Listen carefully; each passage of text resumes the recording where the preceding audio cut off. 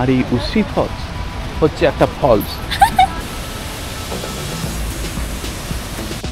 এই পাহাড়টা কেমন অন্যরকম না? ওহ, ব্যাপক উৎপাত হনুমানের।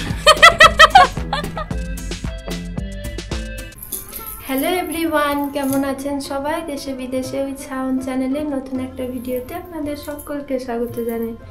আমরা তো কাল দেওঘর এসেছি, আর কাল তো পুজো দেওয়া হয়নি, আস্তে আস্তে অনেক বেলা হয়েছিল। আর এখন বাজে ভোর 5:30। আমরা সেই 4টে থেকে উঠে স্নান টান করে রেডি হতে লেগেছি। এখন যাব মন্দিরে। যদিও কাল একবার মন্দিরের ভিতরে তো গেছিলাম, তখন লাইন ছিল না।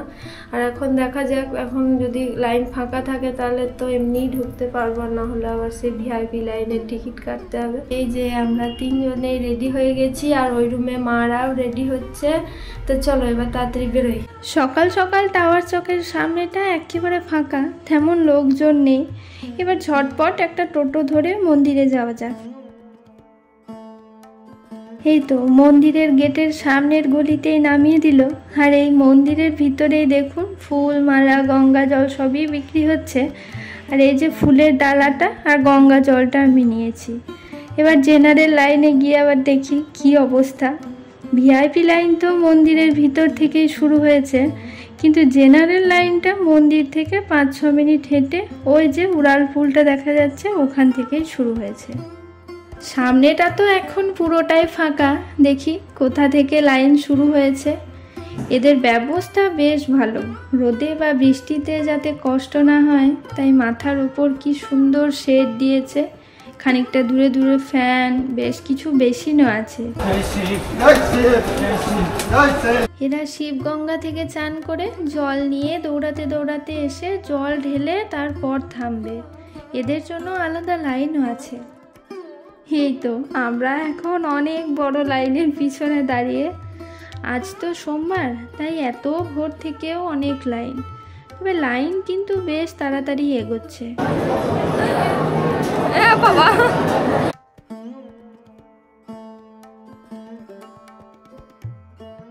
লাইন এবার 2তলা থেকে 1তলায় চললো।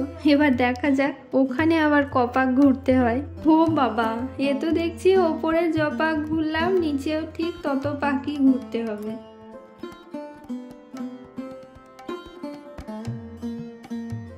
যাক বাবা, অবশেষে মন্দিরের দরজার সামনে চলে এসেছি। ভিতরে তো ক্যামেরা মানা, তাই এখানেই বন্ধ করে দিচ্ছি। শিব মন্দিরে খুব ভালোভাবে পুজো দিতে পেরেছি। যদিও ভিতরে ভালো ভিড় ছিল, তবুও বসে ধীরে সুস্থে মহাদেবের মাথায় হাত দিয়ে পুজো দিয়েছি। এবার যাব পার্বতী মন্দিরে পুজো দিতে। তবে খুব বেশি ভিড় থাকলে এখন রাধাকৃষ্ণের মন্দিরে পুজোটা দিয়ে দেব, রাতে পার্বতী মন্দিরে দেব। আর এই ময়ূর পুচ্ছের পাখা দুটো আর পুজো দেওয়ার জন্য সন্দেশটা বাবা বাইরে থেকে নিয়ে এলো। ও বলতে তো ভুলে গেছি, আমাদের জেনারেল লাইনে দাঁড়িয়ে পুজো দিতে 1 ঘন্টা লাগলো। ওদিকে পার্বতী মন্দিরে যা ভিড়, তাই চললাম রাধাকৃষ্ণ মন্দিরে।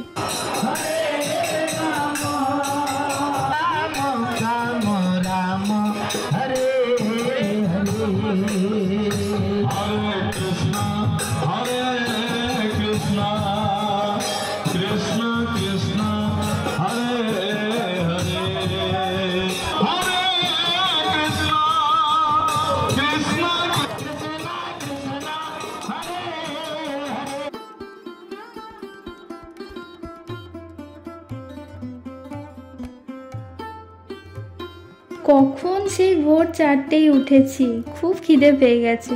তাই এই দোকানটায় গরম গরম পুরি ভাজছে দেখে ঢুকে পড়লাম।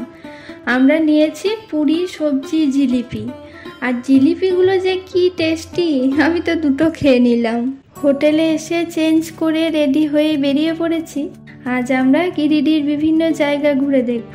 চলুন তাহলে বেরিয়ে পড়ি। এই গাড়িটাতেই আজ আমরা সারাদিন ঘুরবো, আর ভাড়া পড়লো 3100 টাকা। আজকে আমাদের প্রথম ডেস্টিনেশন উশ্রী ফলস। দেওঘর থেকে গিরিডি শহর পেরিয়ে উশ্রী ফলস যেতে 2 ঘন্টা লাগবে। এদের রাস্তাও খুব মসৃণ ভালো, তাই গাড়িতে যাওয়ার পথে সবাই বেশ ভালোই ঘুমিয়ে নিল।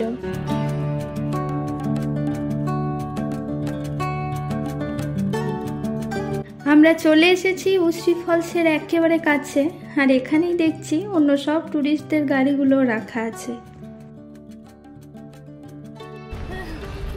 এই যে সাজগোজ চলছে, আর এইখানে দুজন বিধ্বস্ত হয়ে বসে পড়েছে, ঘুমিয়ে ঘুমিয়ে বিধ্বস্ত। আমরা গিরিডিতে চলে এসেছি, আর একদম সেই ঝমঝম করে ঝর্ণাটার উশ্রী ফলসের আওয়াজ আসছে। গাড়ি থেকে নেমে আমরা এই একটু জঙ্গল রাস্তাগুলো একটু ঘুরে দেখছি, তারপরে ওইখানে যাব। এই যে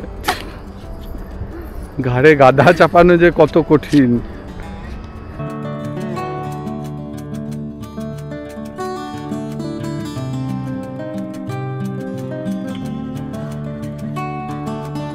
আমরা যাচ্ছি এবার উশ্রী ফলস দেখতে, আর এই উশ্রী ফলস হচ্ছে একটা ফলস।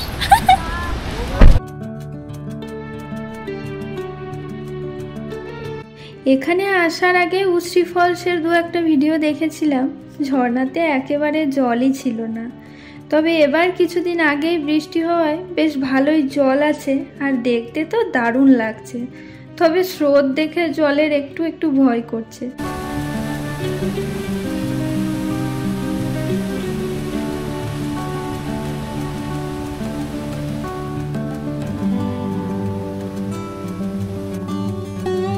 আজকের আবহাওয়াটা এত ভালো, এখান থেকে যেতে মনই চাইছে না। এখানে বেশ অনেকটা সময় কাটালাম, আর প্রচুর ছবিও তুললাম। এবার ফিরে যাওয়ার পালা। সবার একটু একটু খিদে পেয়ে গেছে, তাই আগে রাস্তায় কোথাও একটা খেয়ে নিয়ে আমাদের নেক্সট ডেস্টিনেশন খান্ডলি ড্যামে যাব। বেশ খানিকটা রাস্তা এসে এই ধাবাটাতে দাঁড়ালাম, আর সবাই নিয়েছে এক থালি। এতে দিয়েছে ভাত, ডাল, ঝুরি আলু ভাজা, শাক ভাজা, তরকারি আর ডিম। আর আমি আর বুনি নিয়েছি ভেজ ফ্রাইড রাইস আর পনির মশলা। খাবারের টেস্ট সেরকম ভালো ছিল না। এসছি এখন কুমিরের সামনে। এইখানে আছে একটা বড় কুমির। আমরা এখন খান্ডলি লেকে চলে এসেছি। আমরা তো দুদিন বৃষ্টির জন্য আসতে পারিনি, তো আসার পর কিন্তু আবহাওয়াটা খুব ভালো পাওয়া গেছে। হালকা রোদ, আর এখন যেহেতু গরমটা কমে গেছে, অল্প অল্প হাওয়া দিচ্ছে, খুব ভালো লাগছে। আর ওইদিকে দেখাও কেমন নৌকা ক্যাঁচর ক্যাঁচর করছে। নৌকাতে তো বেশ কয়েকজন চেপে আছে, তবে যা ক্যাঁচুর কোচর করছে আর চেপে কাজ নেই বাবা। এই জায়গাটায় একটু মেনটেনেন্সের অভাব মনে হচ্ছে। এখানে বোটিংও হয়, তবে কেউই চেপে নেই, তাই আর আমাদেরও সাহস হলো না।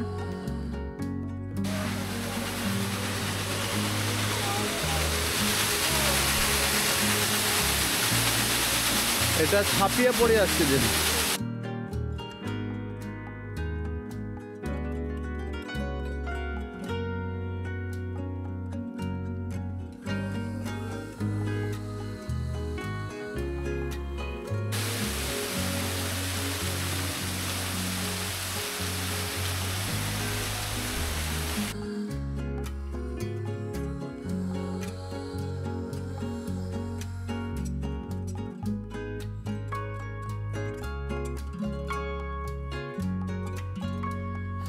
আজ তো এখানে সেরকম লোকজন দেখছি না, তবে শীতকালে পিকনিক করার জন্য এটা দারুণ লোকেশন। আমরা এখন এবার ওই উঁচু পাহাড়টায় দেখলাম সিঁড়ি করা আছে। কাল তো একদম ভয়ঙ্কর পাহাড় চড়েছিলাম বাবা, আজকে দেখলাম সিঁড়ি করা আছে, তাই দেখি কতটা উঠতে পারা যায়। আমরা একটু ওঠার চেষ্টা করি। আর এই অসীম সাহসী পর্বতারোহী শুরু করেছে। ধরে উঠে অনেকটা পৌঁছে গেছি। আজকের মধ্যেই পর্বতের শিখরে পৌঁছাবো এরকম প্ল্যান আছে। তো চলো। ব্যাপক উৎপাত হনুমানের। না না, এই পাহাড়ে হনুমান নাই, খান্ডলি লেকে হনুমান। এই তো আমরা তিনজনে চলে এসেছি পাহাড়ের ওপরে, মানে যতটা সিঁড়ি করা ছিল এরপরে আর উঠতে পারবো না, মানে একদম সেই তাহলে পাথর বেয়ে বেয়ে যেতে হবে, তখন আবার কালকের মতো আমাদের বিপদ হবে। এবার আপনাদের একটু দেখায় ওপর থেকে কেমন লাগছে জায়গাটা। আর এই হচ্ছে ভিউ, এই লেকটা মানে ঝিলটা ওই ওই জায়গাটায় শেষ হয়েছে। মানে এমনিতে নিচের থেকে মনে হচ্ছিল যে খুব একটা বড় নয়, কিন্তু অনেকটা বড়। এই যে একবারে এখান থেকে শুরু হয়ে একদম ওই অবধি, নিচে এই তো বড় বড় পাথর পড়ে আছে, সেগুলো দেখা যাচ্ছে। আর এই হচ্ছে বিছুটি পাতা। এই ওপরটায় আমরা অনেকক্ষণ উঠে বসে থাকলাম, আর খুব সুন্দর হাওয়া দিচ্ছিল, ছবি টবি তোলা হলো। এখন যাচ্ছি আবার নিচে ওই পার্কটা আছে, ওই পার্কটা একটু ঘুরে দেখবো। আর দেখাও কেমন সব বাচ্চা বাচ্চা মেয়েগুলো এসে সব ওই ওপর থেকে কি খাট। চলো চলে চলো চলে চলো। মারা এতক্ষণ নিচেই বসেছিল আমাদের সাথে, আর পাহাড়ের ওপরে যায়নি। এবার সবাই মিলে পার্কটা একটু ঘুরে নিই। হাঁস হাঁস আর হাঁসের ঘর, না রাজহাঁস, এটা কি রাজহাঁস নাকি? এই পার্কটা খুবই ছোট্ট, দেখতে খুব একটা বেশি সময় লাগবে না, বাচ্চাদের খেলার জিনিসও তেমন কিছুই নেই। এই রাক্ষস স্লিপটা দেখেই বাচ্চারা যা একটু মজা পাবে। যাই হোক, আমরা পুরো পার্কটা এক চক্কর দিয়ে বেরিয়ে পড়লাম আমাদের পরবর্তী গন্তব্যের উদ্দেশ্যে। নদীর ধারে সূর্য অস্ত যাচ্ছে, কি সুন্দর দৃশ্য, তাই না? আর ওই যে দেখা যাচ্ছে বোরাই পাহাড়, এখন আমরা ওখানেই যাচ্ছি। পৌঁছে গেছি বোরাই পাহাড়। আর এই পাহাড়ের নিচে বড় পুকুরটা দেখে আশিতে আশিও না সিনেমাটার কথা মনে পড়ে গেল। এই রকমই একটা পুকুরে ডুব দিয়ে ভানু কেমন যুবক হয়ে গেছিল। এটাই সেই পুকুরটা হলে মন্দ হতো না বলুন। পাহাড়ের ওপরে একটা মন্দির আছে, চলুন একবার গিয়ে দেখে আসি। এই বিরাট বড় আগ্নেয় শিলার নিচে একটা ছোট্ট গুহা, আর তার মধ্যেই দেবী বোরাইশ্বরী মন্দির। এই পাহাড়টা কেমন অন্যরকম না? গোটা পাহাড়টাতেই ছোট্ট ছোট্ট গর্ত, বহু প্রাচীনকালে অগ্নুৎপাতের লাভা বেরিয়ে সেটা জমে গিয়ে এই বোরাই পাহাড়ের সৃষ্টি। এইদিকে একটা মন্দির তো আমরা এই যে দেখলাম, আর আবার এর উল্টো দিকে ওইদিকে ছোট্ট টিলার ওপর যে গোলাপি মন্দিরটা রয়েছে, এখন ওটাই দেখতে যাব।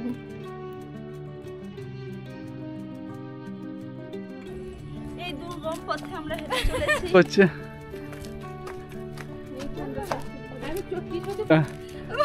চটি পুড়ে পড়ে রয়েছে।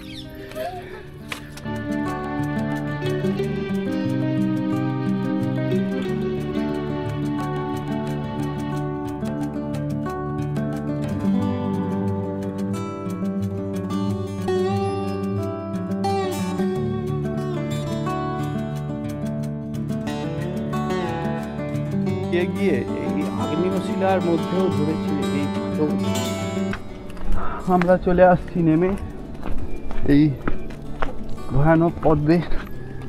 বুড়াই পাহাড় থেকে এবার নেমে যাচ্ছি, আর ওই যে পিছনে গাড়ি, আমাদের গাড়ি অপেক্ষা করছে। দেওঘর ফিরতে এখনো ঘন্টা দেড়েক লাগবে। তারপর ওখানে গিয়ে সন্ধ্যারতি দেখব, টুকটাক কেনাকাটা করব। তা সেসব তো পরের ভিডিওতে আসছে। তবে আজকের মতো এই ভিডিওটা এখানেই শেষ করছি। ভালো লাগলে একটা লাইক করে চ্যানেলটাকে সাবস্ক্রাইব করে দেবেন। Bye bye.